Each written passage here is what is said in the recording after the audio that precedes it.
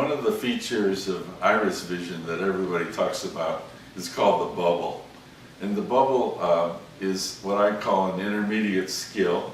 That is, many people who are in the scene mode, that first mode, learn to use the IrisVision with the full screen. What's neat about the scene mode is when you begin to get good at it, you can now swipe down on the touchpad, and that will introduce a bubble onto the screen. It will literally look like a little bubble, and as you make it smaller, or if you swipe up, you can make it larger.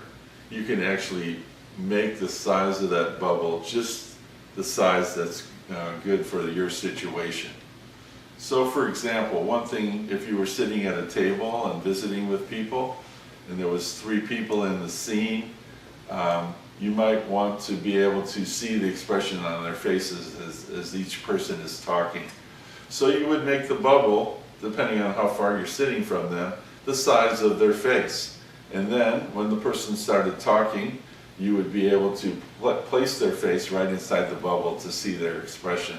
If you need to increase the magnification, you simply swipe in, and then inside that bubble it's going to magnify where the rest of the screen is not going to magnify, which gives you the context of being able to see what else is going on in this situation. For instance, if someone else started talking, now you would be able to see them off in the 70-degree field, and you'd be able to place the bubble on their face and see not only their face, but I can see expressions, the twinkle in their eye. It is pretty fantastic to be able to do that and keep up with that in a situation by using the bubble. You'll notice there's a slight, like a distortion right around the edge of the bubble, which will help you determine what's on the regular part of the scene and what's going in towards the bubble. A lot of people like that feature.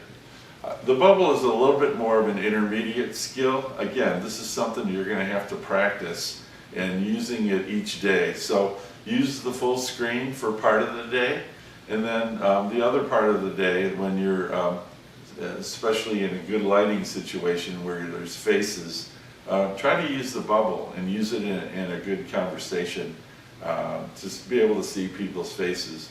You might be able to identify with the bubble other things, like when you're shopping, you want to get to the aspirin column and you want to get the brand that's best for you. Again, you can zoom in inside the bubble and choose something, a book on the shelf, anything like that.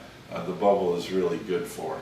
So continue to practice that and you'll get better and better at the bubble.